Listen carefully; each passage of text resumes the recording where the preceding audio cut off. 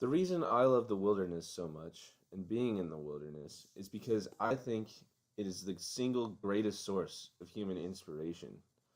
The most important and defining moments in my life come in countless sunrises and sunsets where I just allow myself to be alone with the wilderness. Perhaps the most amazing part of the wilderness is the stars. In the city, we have some stars, but they're often blocked or difficult to see because of light pollution. But in the desert, they cover every inch of the sky. And lying below them in the sand, I can't help but contemplate the vastness of space and the gravity of our existence. Even day trips, like going skiing or climbing or hiking, are so critical to my own well being because they allow me to free my mind and truly meditate on everything that's going on in my life and often find answers. I think Edward Abbey was perfectly correct in Desert Solitaire, where he says, "No, wilderness is not a luxury, but a necessity of the human spirit, and as vital to our lives as water and good bread.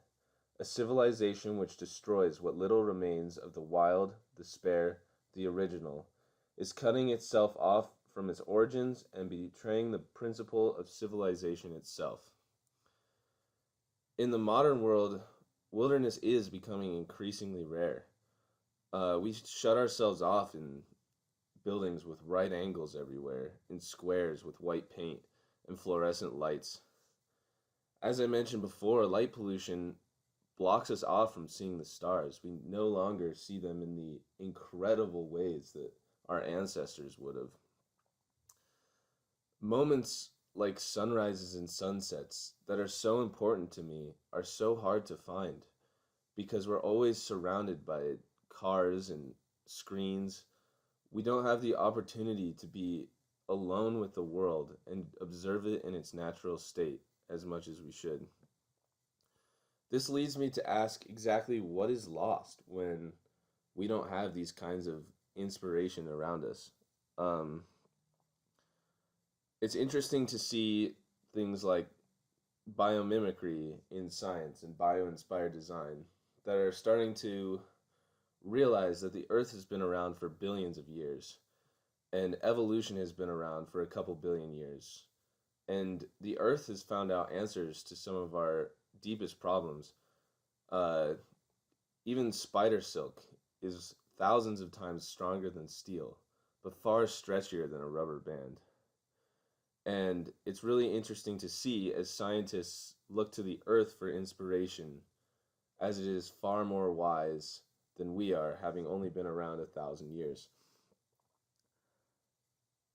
I think that we need to focus on the wilderness and nature and pay attention to what it's trying to tell us because we can avoid losing this source of inspiration if we all get out into the wilderness, get away from the cities, and just allow it to inspire us. Even if you do live in the city, nature is around us all the time.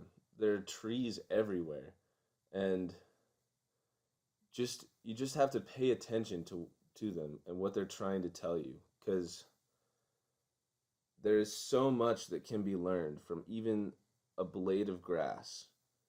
So I encourage you to just, when you're walking, just go outside and walk and see what you find. You might be surprised by what you find.